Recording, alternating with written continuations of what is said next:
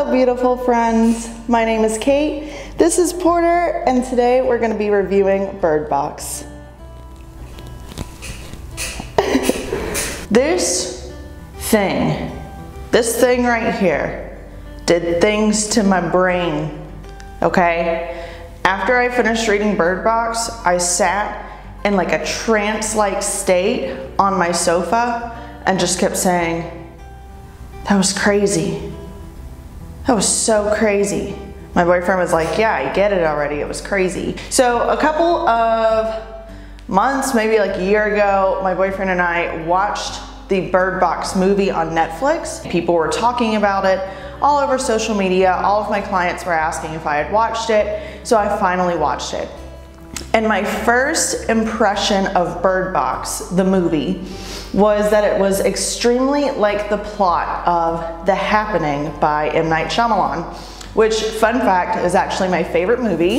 If you guys haven't seen it, I love it. Check that movie out. So I loved it, but I kind of felt like it was a ripoff, but in an okay way. I still enjoyed the Bird Box movie. So just recently, a friend of mine recommended the Bird Box book to me, so I was like, yeah, sure, I'll pick it up.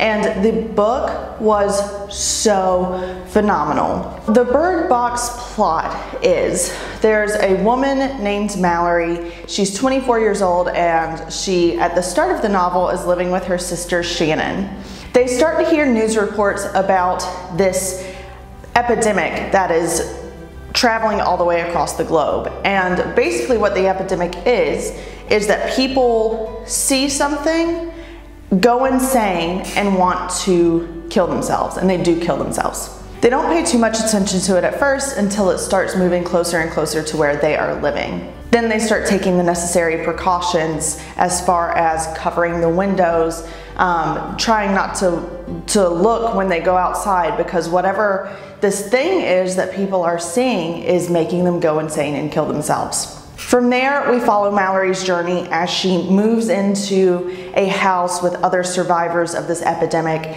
and then eventually decides to take a journey to try to find a safe place for her and her two children. Now, none of that is a spoiler, because this novel is written in such a way where in one chapter, you're following Mallory in present day as she's taking her children on this journey, and in the next chapter, it's Mallory 4 years prior when the epidemic is just starting, or when she's living in the house with the other survivors. So if you're the kind of reader that enjoys a story that tells it from point A to point B and doesn't skip around, this book is not going to be for you, because it was all over the place. That being said, it was still very easy to follow, and I was really engaged the entire time. As soon as I picked up Bird Box, I could not put it down. I read this book in just a little over a day, and one of the things that I actually really loved about it was this was a very short book.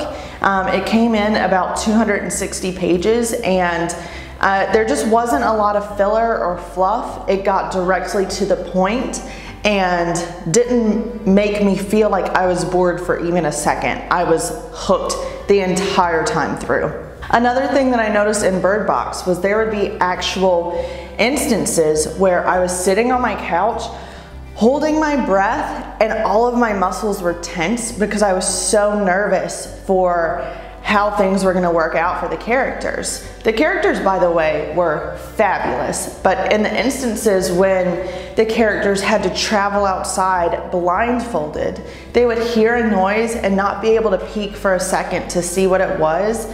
The way Malerman wrote those scenes were nuts. I was so terrified the entire time.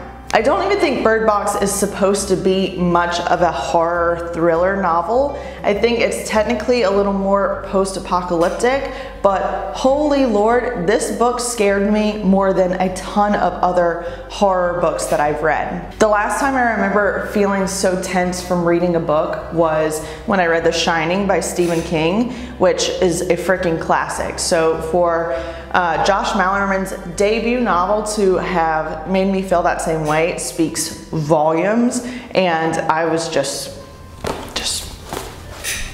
blown away, 100%. Now, if you guys watch the movie and are wondering how the book stacks up in comparison, the book has a lot more details in it. They always do. As far as the basic plot, it is very, very similar.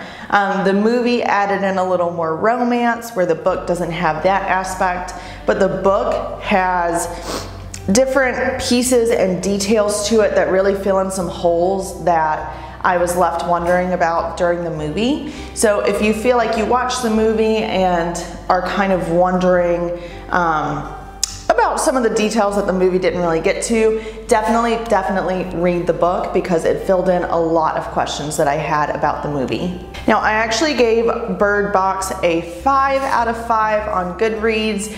I guess I've just been reading a lot of good books lately because I've been giving out a lot of 5 stars, which at first I was like, have I gone soft? Why am I doing this? These books all can't be that good, can they? But Bird Box really was that good. The sequel is called Mallory. I believe that came out this year in 2020. So I'm definitely going to be picking that up very soon. But I typically like to take a little break in between books of a series just to give my mind some time to kind of process what happened in the first book. If you guys have read Bird Box, leave a comment below and let me know if you loved it as much as I did. And if you haven't read Bird Box, check out the description box below and I will post a link down there so you can grab a copy. Thank you guys for hanging out with Porter and I today while we reviewed Bird Box by Josh Malerman. We'll see you next time, guys. Bye! Okay, you're a good boy.